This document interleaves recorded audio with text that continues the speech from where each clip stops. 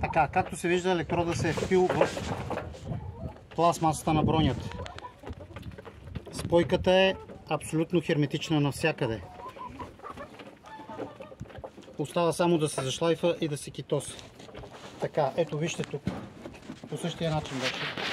Гледайте. Ето, вижте какъв перфектен шеф се получава. Този шеф е със сила, не различаваща се от силата на счупване на пластмасата на бронята. Сега дори и да се скача върху тази броня и при следващ удар ще се счупи до шева, но не и тук. Защо? Защото това е двоен шеф. Виждате външния шеф, фин. И ето вътрешния шеф, който е по-груб, с по-широк електрод за по-голяма здравина. При такава заварка, изпитано в реални условия, при повторен удар бронята се чупи някъде в страни от шева. Никога не може да се чупи на мястото на заварка. Ето, това е една истинска заварка, направена при абсолютно домашни любителски условия. Но от човек, който разбира.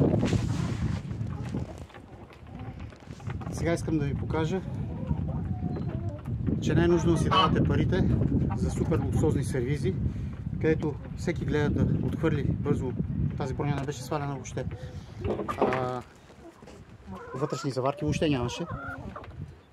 Където всеки бърза да си направи по-голям брой детайли, да вземе повече пари, но качество във времето няма никакво. При съвсем лек удар тази броня се беше счупила отново на същите места, където беше заварена. Ето, вие виждате, беше се счупила на същите места. Просто тези малки мрежички нямат никаква механична сила. Просто скрепяват временно пластмасичката. Отгоре се слага кит, дебел слой кит, виждате го. И цялата броня зависи от силата на кита и от здравината на ето тези малки мрежички. За сега това е.